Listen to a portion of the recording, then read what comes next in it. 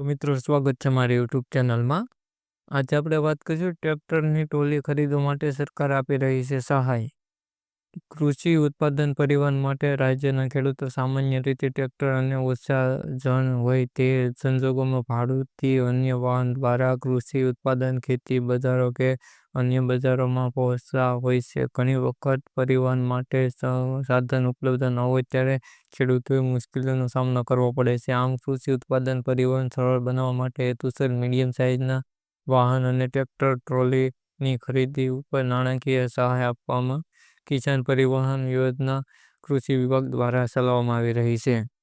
વર્ષ 2024-25માં ખેતી વિભાગ ખાતાની કિસાન પરિવહન યોજના મીડિયમ સાઇઝના વાહન અને ટ્રેક્ટર ટ્રોલી ઘટકમાં તારીખ 26/11/2024 સવારે 10:30 કલાકથી તારીખ 2/12/2024 સુધી 7 દિવસ માટે વહેલાને પહેલાના ધોરણે અરજી ફોર્મ મેળવવા માટે ઓનલાઈન પોર્ટલ પર ખુલ્લી મૂકવામાં આવેલું છે.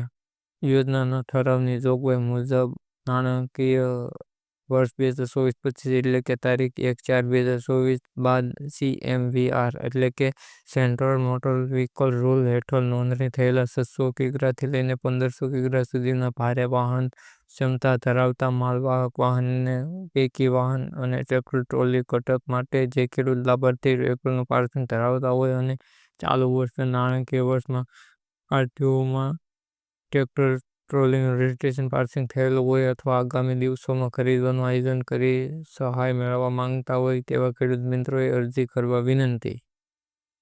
અરજદાર ખેડૂત પોતે બેંક ખાતાની વિગત અને આધાર કાર્ડ ફરજિયાતપણે ઓનલાઈન અરજી કરતી વખતે દાખલ કરવાનો રહેશે.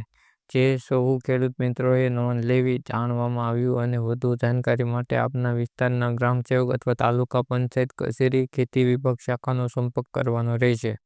ઓનલાઈન અરજી કરવા માટે જરૂરી ડોક્યુમેન્ટની વાત કરીએ.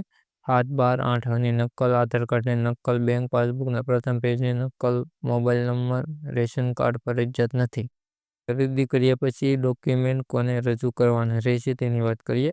તમારે ખેતીવાડી વિભાગ એટલે ગ્રામ સેવક શ્રી દ્વારા જણાવ્યા મુજબ ડોક્યુમેન્ટ એમના સમય મર્યાદામાં રજૂ કરવાના રહેશે. જે કોઈ ખેડૂત મિત્રોને ઓનલાઈન અરજી કરવી હોય તો વોટ્સએપ નંબર ઉપર ડોક્યુમેન્ટ સેન્ડ કરી દેજો. તો મિત્રો વિડીયો સારો લાગ્યો હોય તો વિડીયોને લાઇક, ચેનલને સબસ્ક્રાઈબ અને વિડીયોને શેર કરવાનું ના ભૂલતા.